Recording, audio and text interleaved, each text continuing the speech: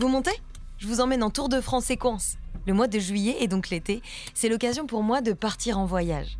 Et cette année, je vais rouler dans les traces du Murmure d'Equance, notre podcast. Le Murmure d'Equance. Murmure d'Equance. À l'oreille de nos talents. Ça vous tente? Allez, je vous emmène. Notre voyage a commencé en janvier sous le soleil de Montpellier. J'étais sur mon lit d'hôpital. Le premier truc que je voulais faire, c'était marcher. Tu vois.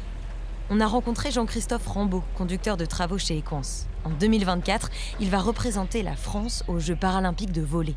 Avant, j'avais une vie ordinaire, tu vois. J'étais un mec ordinaire. Maintenant, je suis devenu une personne handicapée. Et de fait d'avoir cette perception différente de la vie, je me dis que maintenant, plus rien ne peut m'arrêter, en fait. Pourquoi je m'arrêterais? Parce que être en équipe de France, c'est pas possible, c'est trop compliqué. Non, bosse et tu verras bien. Jean-Christophe a fondé une association dont il parle dans le podcast. Elle s'appelle Tic Tac Boom et elle accompagne les personnes handicapées dans leur reprise du sport. Oh! Ah oui, direction Marseille, à la rencontre d'un autre athlète de haut niveau, Alexis Sanchez. Moi, j'ai eu l'accident à 21 ans, donc forcément à 21 ans, on est très insouciant, on pense que tout est facile, que la vie est facile, que du mauvais, ça n'arrive qu'aux autres. Ça m'a fait redescendre sur terre très rapidement. Il y a 3 ans, dans son centre de rééducation, Alexis découvre l'aviron. Depuis, l'association La Vie Sourire l'accompagne et l'entraîne sans relâche pour participer aux Jeux paralympiques d'aviron en 2024. Attendez, on peut remettre la Marseillaise. Le 3e invité du Murmure d'Equance s'appelle Clément Lambert. Il est technicien frigoriste et il est arrivé 4e au World Skills. Alors moi j'aime beaucoup l'esprit de compétition déjà en règle générale. En plus de ça, j'aime le métier lequel je pratique tous les jours. Et cette compétition, tout ça montre l'engagement qu'il faut avoir forcément là-dedans. Et en plus de ça, on apprend énormément sur notre métier. On a une autre vision du métier qui, en entreprise, n'est pas accessible. Impressionnant, non? Bon, à gauche. Ah mince! Des travaux. Bon, on va rester coincé là un petit temps. Ça me fait penser à Isabelle Boussoufi et Jody Joly. Vous voyez? 2 invités du Murmure d'Equance. Elles travaillent toutes les deux sur des chantiers et partagent la même passion, l'équipe. Et moi, je pense que la réussite des études qu'on va pouvoir réaliser, c'est une histoire d'équipe, c'est pas une histoire de personne. Isabelle Boussoufi, responsable du bureau d'études Equance Solutions Engineering à Nantes.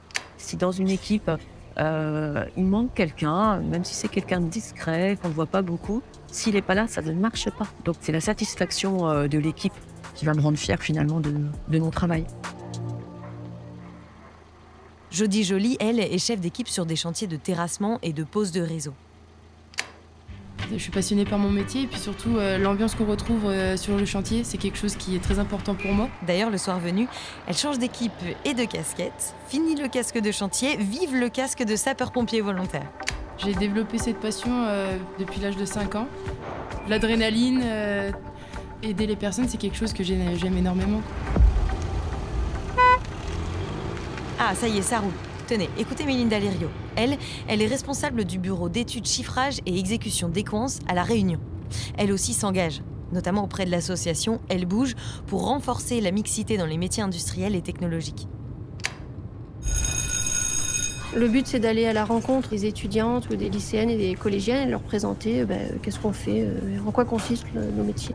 Je pense qu'on est tous acteurs de notre vie, donc il faut faire en sorte de se donner les moyens pour y arriver. Le podcast Le Murmure d'Equance s'est notamment arrêté à Rennes, chez Gilles Ricarer. Il est conducteur de travaux sur le chantier du centre chirurgical et interventionnel du CHU de Rennes. Ce qui est important, c'est d'arriver à prendre le plus de recul possible et surtout arriver à protéger de la pression les collaborateurs qui sont derrière. Et après, c'est l'ambiance que l'on va créer sur le chantier, cette dynamique entre les équipes. Chacun dans un rôle différent, on a tous un rôle indispensable et c'est important de rendre hommage pour moi à toutes ces personnes-là. Parce que sans eux, on n'est pas grand-chose. Conducteurs de travaux donc, chefs d'équipe, techniciens, ils nous ont raconté leur parcours, leur passion et ont partagé leur expertise. L'hydrogène, c'est un vecteur énergétique Caroline Mazzolini est à la tête des activités hydrogène chez Equance. qui peut être produit de différentes façons, à partir aujourd'hui d'énergies fossiles la plupart du temps, mais également à partir d'énergie renouvelable ou bas carbone, et spécifiquement à partir d'électrolyse de l'eau. Et la ventilation nucléaire, vous savez ce que c'est, vous ? Quand je parle de mon boulot avec des copains, ils voient nucléaire et ils s'imaginent, tu sais, le petit bonhomme dans Homer Simpson là, qui va toucher des produits radioactifs verts qu'il transforme en je sais pas quoi. Bastien Goudement est directeur opérationnel chez Axima Nucléaire.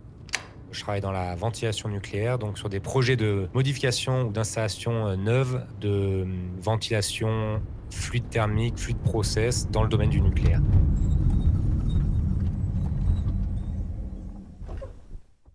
Notre tour arrive à sa fin. Pour terminer, je vous emmène dans les Hauts-de-France avec Sandrine Cheminot. Elle est directrice développement marché, industrie des procédés. Avec elle, on en apprend plus sur les gigafactories et sur les enjeux de l'électrification des véhicules. Le prix de la batterie représentant 40% du prix d'un véhicule, effectivement, si l'Europe rate le virage de fabrication des batteries dans des gigafactories en Europe, les fabricants automobiles vont avoir de très gros problèmes. Allez, je vous laisse continuer ce voyage sur vos plateformes d'écoute favorites. Abonnez-vous pour ne pas rater les prochains épisodes du Murmure des Coins. Bonne route!